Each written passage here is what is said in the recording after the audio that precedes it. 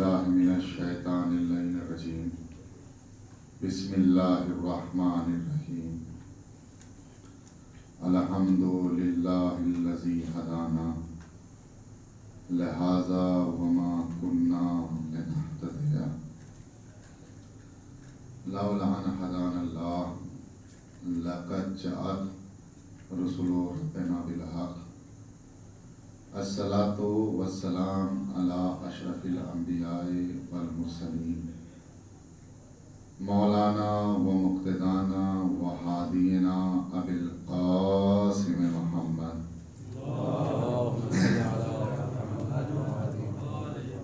وآلہ الطیبین الطاہرین المعصومین المظلومین اما بعد فقط قال امام حسین علیہ الصلاۃ والسلام قال جدی رسول اللہ صلی اللہ علیہ وآلہ وسلم اذا رأیتم معاویۃ علی منبری فاقتلوہ صلوات محمد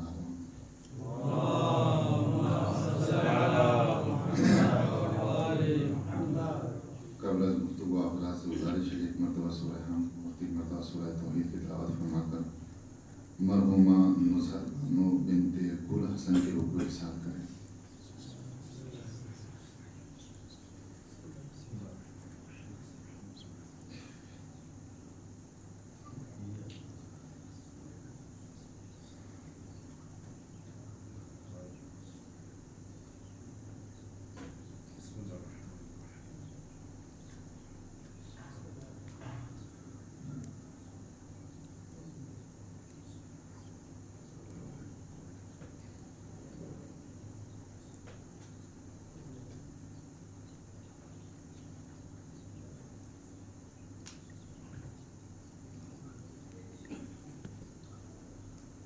صلوات پڑھیں۔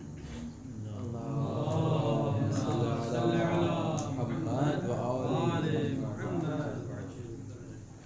آپ حضرات کا وقت قیمتی ہے اور انشاءاللہ زیادہ وقت آپ حضرات کے درمیان حائل نہیں رہوں گا، 20 یا 22 منٹ، اس کے بعد انشاءاللہ آپ کی ذہن تمام، کیونکہ تقریر میں 1 گھنٹے اور 40 منٹ ان لوگوں کے لیے ضروری ہوتی ہے کہ جنہیں سمجھانے کی ضرورت پڑے۔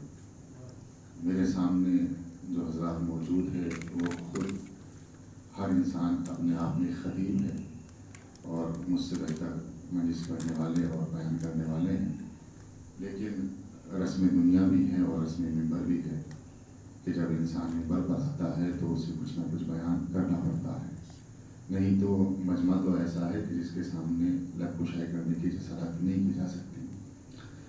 المختصر اپنی بات کو آگے بڑھاتے ہوئے کہ کربلا جس کو وجود حسین نے دیا، یہ کربلا ایک جہد مسلسل کا نام ہے۔ کربلا انسان اور انسانیت کو طرز ہم آہنگی عطا فرماتا ہے، اور یہ کربلا وہ ہے کہ جس کے ساتھ حسین کا اتصاف ایسا ہے کہ کربلا کی معرفت بغیر حسین کے ممکن ہی نہیں، اس لیے کہ کربلا کو کربلا بنانے والی ذات کا نام حسین ہے، اور حسین کوئی ایک اسم نہیں بلکہ ایک مقصد ہے جو لوگوں کو یہ بتا کر چلا گیا کہ اگر ظلم اور ظالم حد سے تجاوز کر جائے تو اس کے سامنے سینہ سپر ہو جاتا ہے، اس سے ڈرا نہیں جاتا۔ حسین نے لوگوں کو بتایا کہ دیکھو کربلا اور مقصد حسین اور احتجاج حسین کا نتیجہ یہ نکلا کہ کربلا سے پہلے تاریخ میں ملا کہ لوگوں نے شراب پی کر نماز پڑھا دی، لیکن یہ حسین کا کرم ہے کہ کربلا سے پہلے نماز نشے کی حالت میں پڑھا دی گئی، لیکن کربلا کے بعد کوئی نشے کی حالت میں نماز پڑھتا ہوا نظر نہیں آیا۔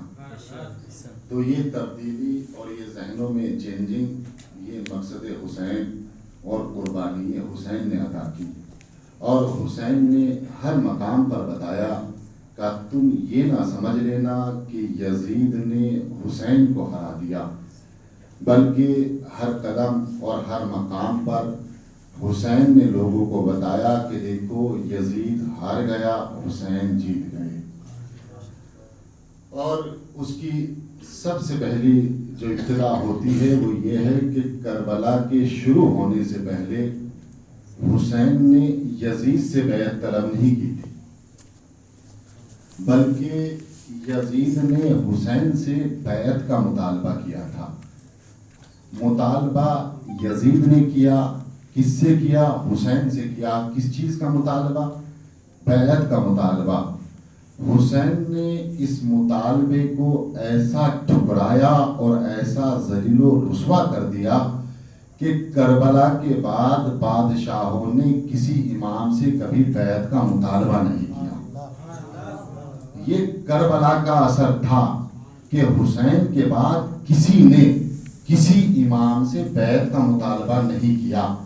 سید سجاد قیدی تھے، زنجیروں ہتکڑیوں میں جکڑے ہوئے تھے، لیکن یزید میں اب اتنی ہمت نہیں تھی کہ وہ سجاد سے بیعت کا مطالبہ کر سکے، کیونکہ حسین نے اس بیعت کے سوال کو اتنا ذلیل و رسوا کر دیا تھا کہ اب کوئی بیعت کا سوال نہیں کر سکتا۔ ہاں، تاریخ میں ملا کہ بیعت کا سوال تو نہیں ہوا، کسی نے حکومت کو پیش کیا، کسی نے عہدے کو پیش کیا، کسی کو جب کچھ سمجھ میں نہ آیا تو اپنی بیٹیوں کو پیش کر دیا، لیکن بیعت کا مطالبہ نہ کیا۔ آپ دیکھیں امام رضا سے جب کہا گیا کہ آپ ہماری ولی عہدی قبول کر لیجیے، امام نے کہا مجھے اس کی ضرورت نہیں ہے۔ کیوں ضرورت نہیں ہے؟ کہ اگر یہ عہدہ تمہارے پاس تمہارا ذاتی عہدہ ہے تو تم اسے مجھے کیوں دے رہے ہو، اور اگر یہ عہدہ تمہارا نہیں ہے، لوگوں نے تمہیں دیا ہے، تو تم دینے کا حق بھی نہیں رکھتے، تم دینے کا حق بھی نہیں رکھتے کیونکہ یہ تمہارے اختیار میں نہیں ہے۔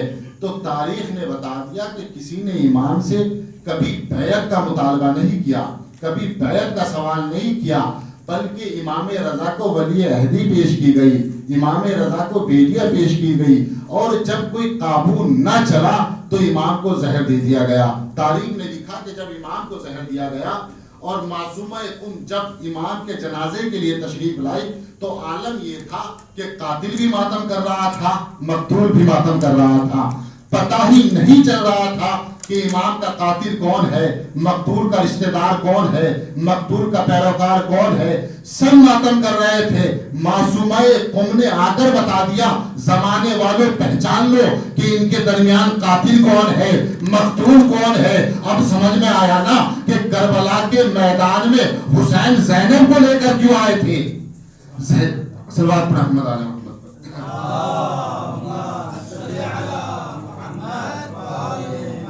زینب کو اس لیے لے کر آئے تھے کہ جس طریقے سے امام رضا کے قاتل بھی ماتم کر رہے تھے، مقتول بھی ماتم کر رہے تھے، کہیں زمانہ حسین کے قاتل کو چھپا نہ لے، ساتھ میں زینب کو لے کر آئے تاکہ قاتل چھپ نہ سکے۔ تو کسی نے کبھی بیعت کا سوال نہیں کیا۔ کیوں نہیں کیا؟ کیونکہ امام نے اس سوال کو اتنا ذلیل و رسوا کر دیا کہ اب کوئی کسی میں یہ جرأت نہیں ہے کہ جو سوال کر سکے۔ اور امام نے ہر قدم پر، ہر کام پر، ہر مقام پر، ہر میدان میں، ہر محاذ پر لوگوں کو بتا دیا کہ دیکھو یہ نہ سمجھ لینا کہ سر و تن میں جدائی ہو گئی تو حسین ہار گئے، یزید جیت گئے، نہیں، بلکہ جیت اور ہار کا فیصلہ تنوں کے کٹ جانے سے نہیں ہوتا بلکہ مقصد کے بچ جانے سے ہوا کرتا ہے۔ صلوات پڑھیں محمد علیہ۔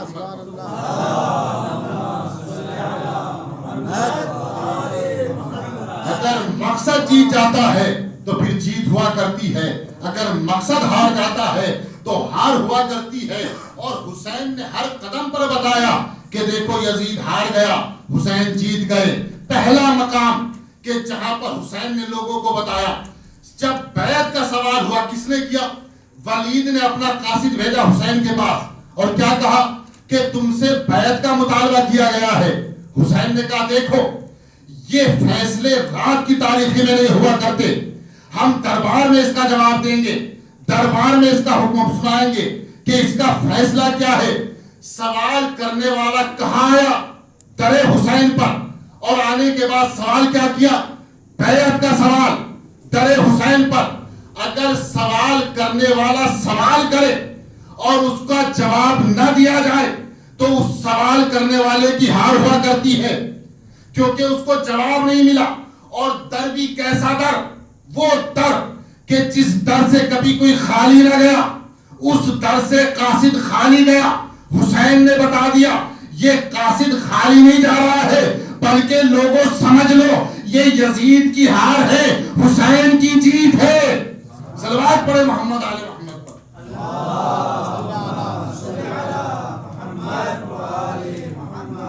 اب حسین نے اپنا چھوٹا سا لشکر تیار کیا، اور چھوٹے سے لشکر میں جس میں عباس بھی ہے، جس میں اکبر بھی ہے، جس میں مولانا محمد بھی ہے، جس میں قاسم بھی ہے، سب سے کہا اپنی تلواریں اٹھا لو، اپنے تیر و انداز کو تیر و تلوار کو اٹھا لو، اور اس طریقے سے تیار ہو کہ جس طریقے سے سپاہی میدان میں جاتے ہیں۔ اب امام حسین نے اپنے اس مختصر سے قافلے کو لیا، اور لینے کے بعد دربار ولید کی طرف چلے۔ اب جب مدینے والوں نے دیکھا بنی ہاشم کے چاند سجے ہوئے، دھجے ہوئے، تلوار اٹھائے ہوئے، نیزے اٹھائے ہوئے، یہ کہاں جا رہے ہیں؟ سب گئے، کہاں گئے؟ ولید کے دربار میں۔ اور جب ولید کے دربار میں گئے، ولید نے کہا دیکھو یزید نے بیعت کا مطالبہ کیا ہے۔ حسین نے کہا مجھ جیسا کبھی اس جیسے کی بیعت نہیں کر سکتا، مجھ جیسا کبھی اس جیسے کی بیعت نہیں کر سکتا۔ اب اس نے جیسے یہ سنا، ایک مرتبہ مروان نے مشورہ دیا، کہا دیکھو حسین تنہا ہے، حسین کو قتل کر دیا جائے، یہی بات ختم ہو جائے گی۔ خدا کی قسم یہ قلب حسین تھا، یہ شجاعت حسین تھی کہ دربار مخالف کا تھا، سب مخالف تھے۔ امام حسین نے خطبہ دینا شروع کیا، اور خطبے میں ولید کی طرف مخاطب ہو کر کہا ولید کیا تم نے میرے جب رسول کا فرمان نہیں سنا؟ کہا کیا فرمان ہے؟ کہا قال رسول اللہ صلی اللہ علیہ وسلم اذا رأیتم معاویہ علی منبری فاقتلوہ۔ کہا دیکھو اگر تم کبھی معاویہ کو میرے منبر پر دیکھنا تو اسے قتل کر دینا، اسے قتل کر دینا۔ کہنے والا کون؟ رسول کا نواسا حسین۔ اور کہہ کس سے رہا ہے؟ ولید سے۔ دربار بھی ولید کا، سپاہی بھی ولید کے، ہتھیار بھی ولید کے۔ اب ولید نے دیکھا کہ رسول کا نواسا اس بے تحاشا سے، اس بے خوف سے خطبہ پڑھ رہا ہے۔ ایک مرتبہ کہا کیوں نہ اسے قتل کر دیا جائے۔ بس جیسے ہی یہ لفظ نکلا، بنی ہاشم کے شیر دربار میں داخل ہوئے، تلوار کو نکالا۔ حسین نے ایک مرتبہ عباس کی طرف اشارہ کیا، عباس ابھی جنگ نہیں کرنا ہے، ابھی جنگ نہیں کرنا ہے۔ تاریخ نے لکھا کہ حسین نے ایسا اشارہ کیا کہ جیسے ایک سردار جیتنے کے بعد اپنے سپاہیوں کی طرف اشارہ کرتا ہے، اور اشارہ کر کے کہا چلو دربار سے نکلتے ہیں۔ اور یہ کہہ کر ایک مرتبہ دربار کی طرف حقارت سے دیکھا، اور دیکھنے کے بعد ولید کو جواب دیا تجھے اپنی حقیقت بھی پتا چل گئی، تجھے ہمارا مرتبہ بھی پتا چل گیا، تو ہمیں قتل کرنے آیا تھا۔ یہ سوچ کر ایک مرتبہ حسین دربار سے نکلے۔ میں ہاتھوں کو جوڑ کر کہوں گا مولا آپ تو عالم الغیب ہے، آپ کو تو پتا تھا کہ دربار میں تلوار نہیں چلے گی، دربار میں جنگ نہیں ہوگی، دربار میں نیزے نہیں چلیں گے، تو ساتھ میں عباس کو کیوں لائے، ساتھ میں اکبر کو کیوں لائے، ساتھ میں مولانا محمد کو کیوں لائے؟ انکار کرنا تھا، انکار کر دیتے، سب کو کیوں لے کر آئے؟ کہا تجھے نہیں معلوم، جب کل مورنک لکھے گا تو وہ لکھے گا حسین کو دربار میں بلایا گیا تھا، جب دربار میں بلایا گیا تھا تو اسے لکھنا پڑے گا کہ حسین نے انکار کر دیا، اور جب وہ انکار کو لکھے گا تو اسے یہ بات بھی لکھنے پڑے گی کہ حسین تنہا نہیں تھے بلکہ بنی ہاشم حسین کے ساتھ تھے، تاکہ لوگوں کو پتا چل جائے یزید کی بیعت کا انکار تنہا حسین نے نہیں پورے بنی ہاشم نے کیا تھا۔ صلوات پڑھے محمد علی محمد پر۔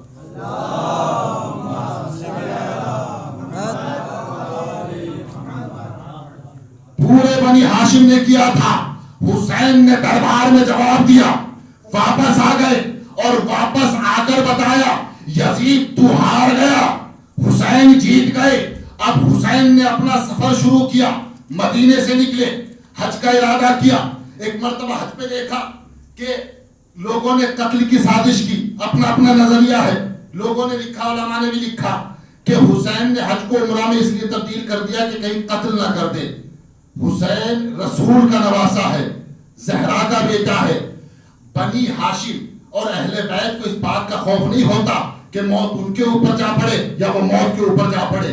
وہ موت سے نہیں ڈرتے، موت کی وجہ سے نہیں، بلکہ جو وجہ مہم ہے وہ یہ ہے کہ خلیفہ تھا حجاج کی طرف سے، جو خلیفہ حج پر مکرم کیا گیا تھا اس کا نام تھا عمر بن سعد وائلی.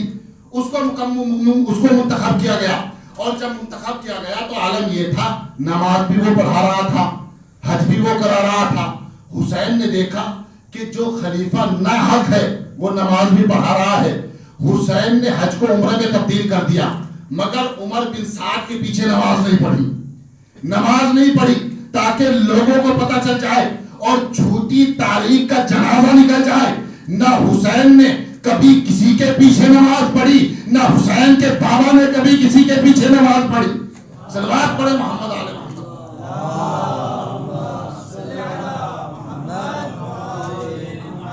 حسین نے حج کو عمرے میں تبدیل کر دیا.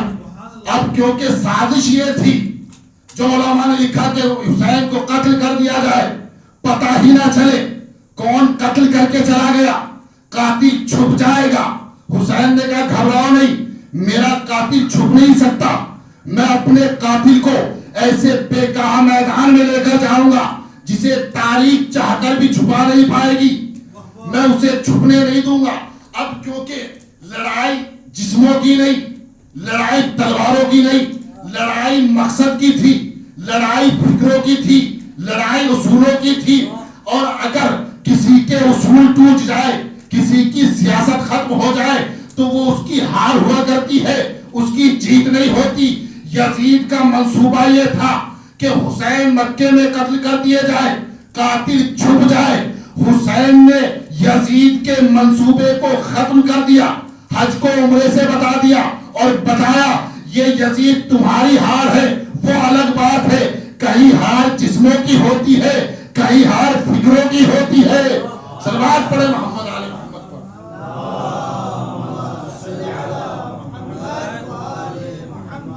اب حسین نے اپنا قافلہ لیا اور اس راستے سے گزرے جو شاہراہ عام تھا. لوگوں نے کہا مولا دشمن بہت ہے، کسی مخفی راستے سے گزر جائے. حسین نے کہا نہیں، میں یہ موقع نہیں آنے دوں گا کہ کل کوئی یہ کہہ سکے کہ ہم حسین کے ساتھ جانے کے لیے تیار تھے، ہمیں پتہ ہی نہیں چلا. میں اس راستے سے گزروں گا جو شاہراہ عام ہے، اس راستے سے گزرے. اور سب سے پہلا مقابلہ جو حسین کا ہوا وہ لشکر یزید کا بڑا کمانڈر جسے حر کہا جاتا ہے، حر سے ہوا. اور حر نے حسین کی لجام فرش پر ہاتھ ڈالا، اور جیسے ہی ہاتھ ڈالا ایک مرتبہ حسین کے دہن سے جملہ نکلا، ثقلت امک یا حر، حر تیری ماں تیرے غم میں بیٹھے. تاریخ نے لکھا کہ حر کا ہاتھ حسین کی لجام فرش تک آیا، سب نے لکھا، لیکن وہ ہاتھ نیچے کب آیا کسی نے نہیں لکھا. بھائی پکڑ تو لیا لیکن چھوڑا کب؟ اب دیکھیے دو چیزیں ہیں، ایک ہے سینہ جسے اون کہا جاتا ہے، ایک ہے محویت. یہ دو چیزیں ایسی ہیں کہ جس میں انسان کام کر دیتا ہے پتہ نہیں چلتا. جیسے آپ چائے پی رہے ہیں، اچانک سے آپ کو اونگ آ گئی، چائے آپ کے ہاتھ سے گر جائے گی، آپ کو پتہ تک نہیں چلے گا. اسے کہتے ہیں اونگ، سینہ جسے عربی زبان میں کہا جاتا ہے. محویت کا محویت وہ کہ جب تمہارے سامنے کوئی ایسی چیز ہو کہ جس میں تم ایسے محو ہو جاؤ کہ تمہیں اپنی بھی خبر نہ رہے، اسے محویت کہا جاتا ہے. جیسے جب جناب یوسف کو عورتوں کے درمیان سے گزارا گیا تو کیونکہ عورتوں کے سامنے حسن کا پیکر تھا، پتہ ہی نہیں چلا کب چھری چلی اور کب انگلیاں کٹ گئی، تو اسے محویت کہتے ہیں. محویت میں انسان کو پتہ ہی نہیں چلتا کہ ہوا کیا ہے. حر نے ہاتھ ڈال تو دیا لجام فرض پر، لیکن جیسے ہی دہنے امام سے جملہ نکلا، ثقلت امک یا حر، حر تیری ماں تیرے غم میں بیٹھے. اب جو حر کی نظریں اٹھی تو سامنے جمال محمد بھی تھا، کمال علی بھی تھا. اب ایسا مہ ہوا کہ ہاتھ گیا پتا چلا، نیچے کب آیا پتا ہی نہیں چلا. صلوات پڑھے محمد آل محمد پر.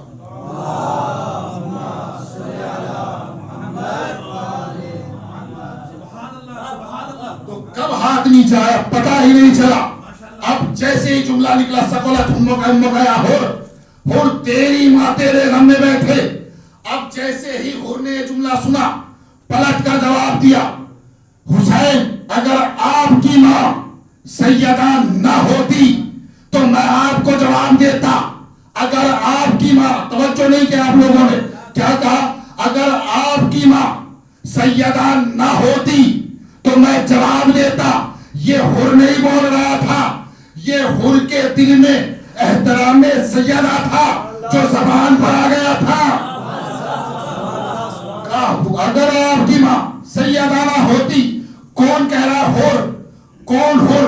یزید کے لشکر کا کمانڈر، یزید کے لشکر کا کمانڈر حسین کی ماں کا قصیدہ پڑھ رہا ہے. یہ قصیدہ نہیں پڑھ رہا ہے. حر نے لوگوں کو بتا دیا جب کمانڈر سرنڈر کرتے ہیں تو ہار کمانڈر کی نہیں بلکہ سردار کی ہوا کرتی ہے. صلوات پڑھے محمد آل محمد پر.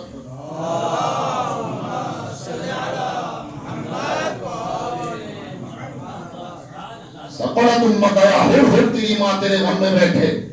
کہا حسین اگر آپ کی ماں سیدہ نہ ہوتی تو میں بھی کچھ کلام کرتا، لیکن مجبور ہوں، میں زہرا کے خلاف کوئی بات نہیں کر سکتا. ایک مرتبہ حسین نے حور سے کہا حور نماز کا وقت ہو چکا ہے، ہم نماز پڑھنا چاہتے ہیں، اب تیری مرضی ہے کہ تو اپنے لشکر کو خود نماز پڑھائے گا یا ہمارے ساتھ پڑھوائے گا. ایک مرتبہ حور نے ہاتھوں کو جوڑا اور جوڑ کر کہا ابن زہرا آپ کے ہوتے ہوئے میں کیسے نماز پڑھا سکتا ہوں. کیا جملہ ہے حور کا؟ ابن زہرا آپ کے ہوتے ہوئے میں کیسے نماز پڑھا سکتا ہوں. یہ حر نہیں، یزید کا کمانڈر حسین کی فضیلت کا اعلان کر رہا ہے کہ میں آپ کے ہوتے ہوئے نماز نہیں پڑھا سکتا. پورا لشکر یزید کا بھی حسین کا بھی حسین کی اقتداء میں نماز کو پڑھا اور نماز ختم ہو گئی. جیسے ہی نماز ختم ہوئی حسین نے مسکرا کر آسمان کی طرف دیکھا تاکہ لوگوں کو پتہ چل جائے یہ جو نماز پڑھ رہے ہیں یہ نماز نہیں پڑھ رہے، یہ لوگوں کو بتا رہے ہیں کہ یزید ہار گیا، حسین جیت گئے. صلوات پڑھے محمد آل محمد. صلی علی محمد و آل محمد. سبحان اللہ.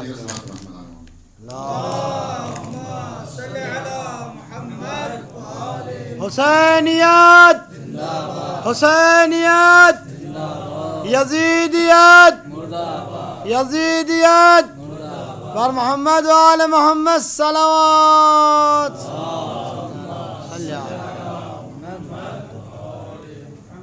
تو یہ حر کا لشکر حسین کے پیچھے نماز نہیں پڑھ رہا تھا بلکہ حسین کی فضیلت کا اقرار کر رہا تھا، بتا رہا تھا کہ منزلت حسین کیا ہے تاکہ لوگوں کو پتہ چل جائے کہ یزید کون ہے اور حسین کون ہے. آ گئے حسین کربلا میں، اور جب کربلا میں آئے سب سے پہلا کام جو حسین نے کیا بنی اسد کے لوگوں کو بلایا اور بلانے کے بعد کربلا کی زمین کو خریدا. کتنی زمین خریدی؟ 4 امیال، جو تاریخ میں جملے ملتے ہیں کہ 4 امیال زمین خریدے، تقریباً 8 سے 8.5 کلومیٹر کا حصہ امام نے خریدا. اب میرا سوال ہے کہ کیوں امام نے اتنی زمین خریدی؟ بھائی امام کو ہوتا ہے جو عالم الغیب ہے، جسے پتا ہے کہ کل کیا ہونے والا ہے. کیا امام کو نہیں پتا تھا کہ کتنے مقام میں روزے بنیں گے؟ کیا امام کو نہیں پتا تھا یہاں میری قبر ہوگی، یہاں میرے بھائی عباس کی قبر ہوگی؟ کتنا مقام چاہیے تھا.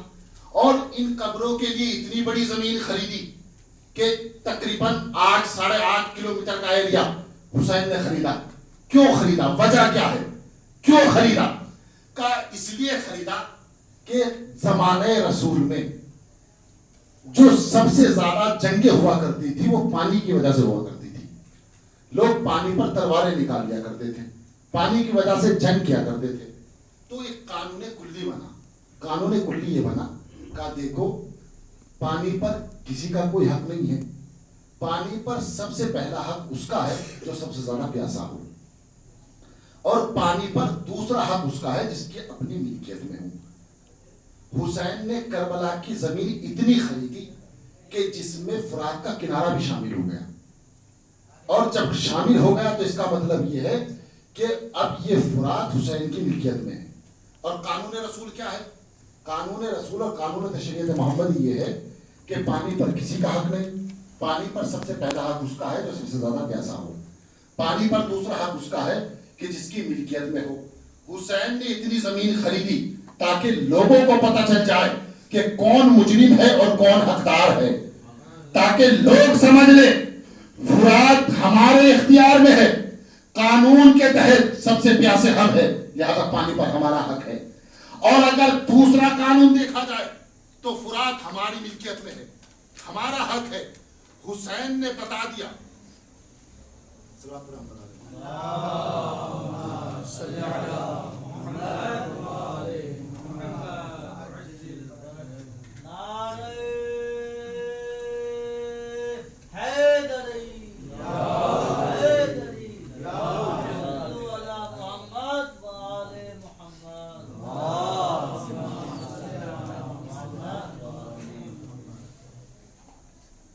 حسین نے اتنی زمین خریدی کہ جس میں فرات کا حصہ بھی شامل ہو گیا, تاکہ لوگوں کو پتہ چل جائے کہ یزید کو پانی پر روک لگانے کا کوئی حق نہیں.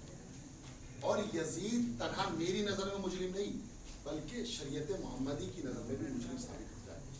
پہلی وجہ. دوسری وجہ یہ ہے کہ ایک ہوتی ہے جنگ اور ایک ہوتی ہے دفاع. جنگ اور دفاع میں فرق ہوتا ہے. جنگ ایک میدان کو معین کیا جائے, اس میدان میں دونوں طرف کے لوگ جمع ہو جائے, اسے جنگ کہا جاتا ہے. ادھر سے بھی تلواریں نکلی ہوئی ہے, ادھر سے بھی تلواریں نکلی گئی ہوئی ہے, دونوں میں جنگ ہوئی, ایک ہارا ایک جیتا, یہ ہے جنگ. دفاع کسے کہتے ہیں؟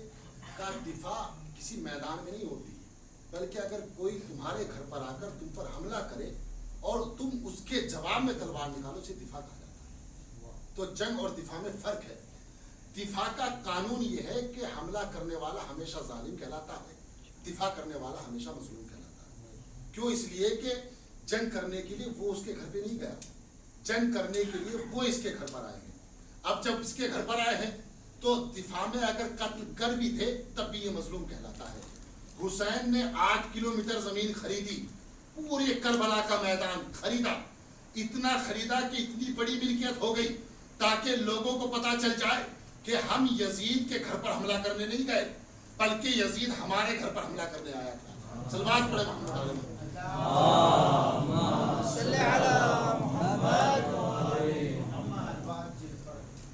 یہ چلے گا بھی کہ نہیں؟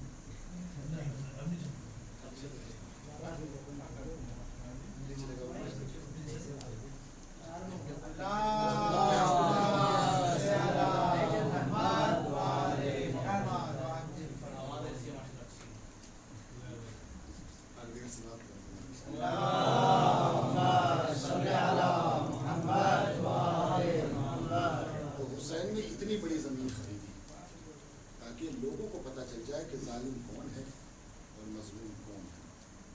ہمیشہ ظالم پر لعنتیں کی جاتی ہیں, مظلوم پر سلواتیں پڑھی جاتی ہیں.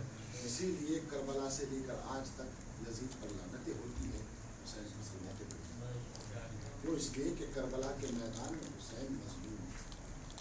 حسین پر ظلم کیا گیا تھا. اور کیسا ظلم کیا گیا؟ تاریخ نے لکھا کہ پانی بند کر دیا. حسین کے چھوٹے چھوٹے بچے بنا پانی کے لتش لتش کی آوازیں بلند, اور یہاں بھی ظلم کی انتہا نہ ہوئی. تاریخ نے لکھا کہ حسین کے بعد اس لشکر نے خیموں میں آگ لگا دی, چادریں چھین لی گئی.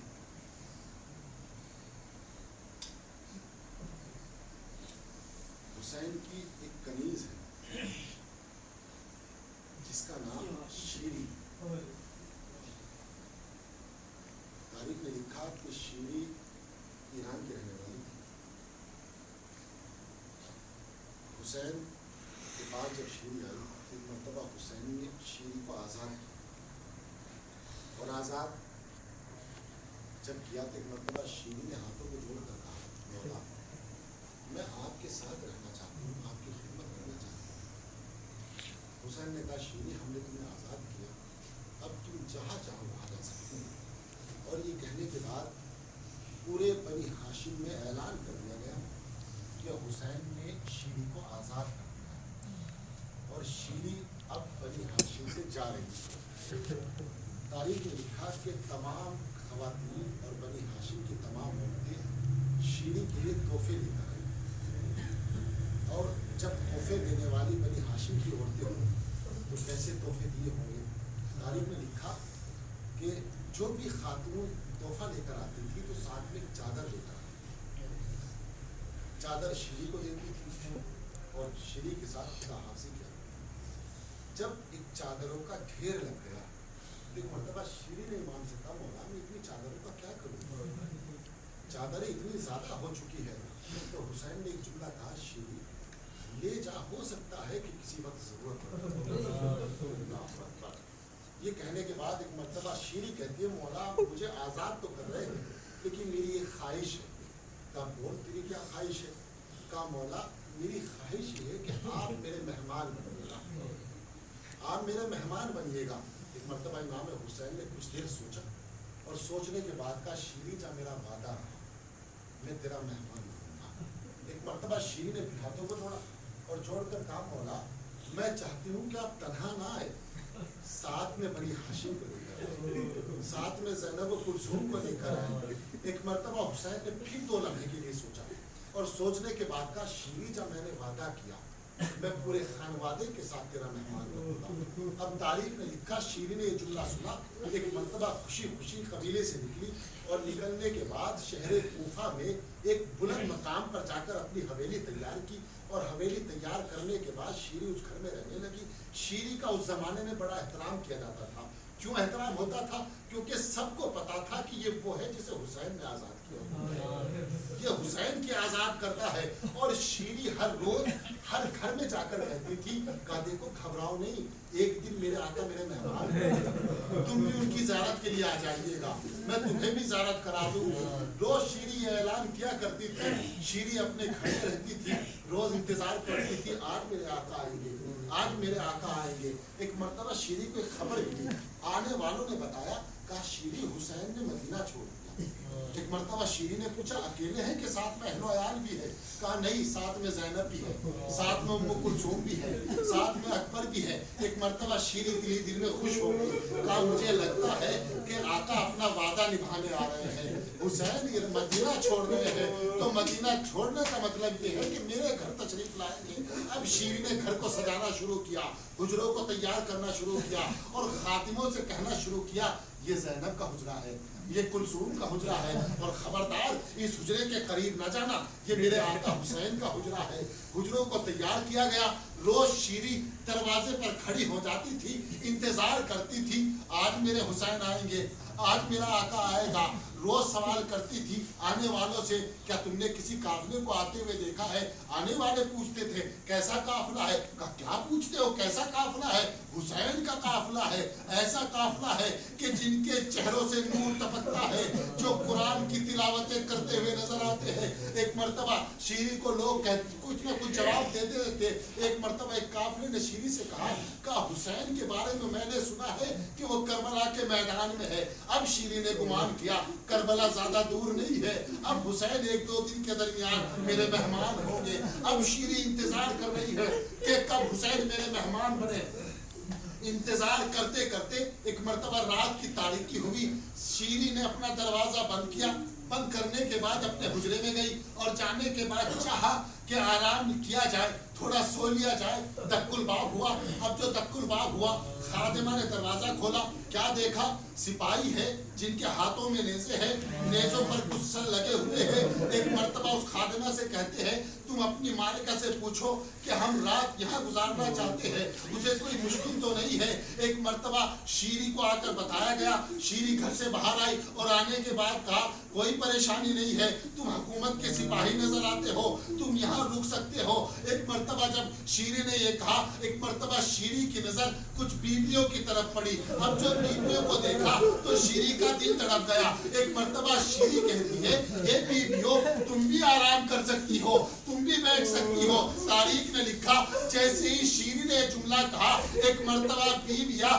دیوار کے سہارے ٹیک لگا کر کھڑی ہو گئی. اب جیسے ہی شیری نے دیکھا کہ بیویوں نے دیوار کا سہارا لیا ہے, کہا بیویوں تم حجرے میں آ سکتی ہو, تم یہاں آرام کر سکتی ہو. ایک مرتبہ زینب نے جیسے ہی شیری کا ایک کرم دیکھا, ایک مرتبہ شیری سے کہا, اے معظمہ مجھے لگتا ہے کہ یہ سپاہی تیری بات کو مانتے ہیں, اگر ہو سکے تو میرا ایک کام کر دو. ایک مرتبہ شیری کہتی ہے, اگر میرے اختیار میں ہوا تو ضرور کر دوں گی. کہا کیا چاہتی ہو؟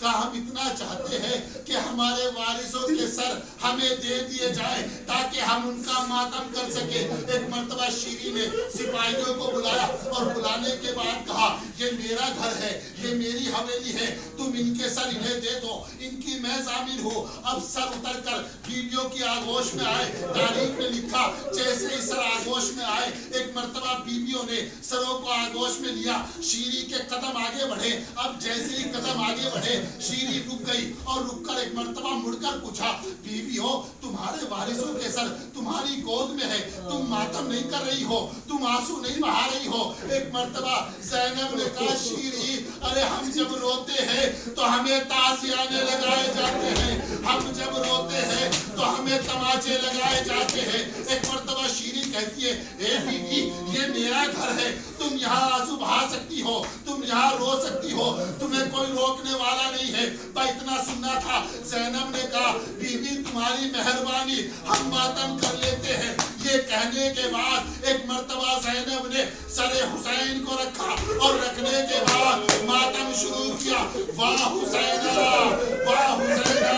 اب جیسے ہی حسین کا نام شیری کے کانوں میں آیا, اے بیوی یہ کس کا نام لیتی ہو؟ ارے یہ نام لے کر ماتم نہ کرنا, اس نام کے میرے آقا ہے.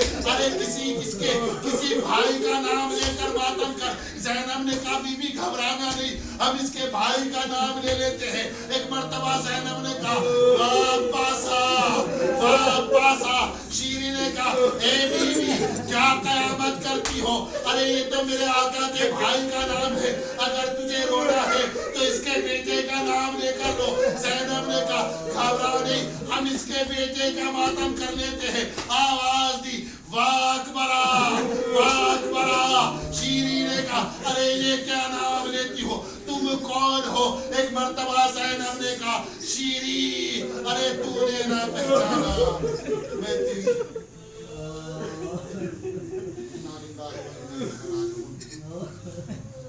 رسم قضاء تسلیم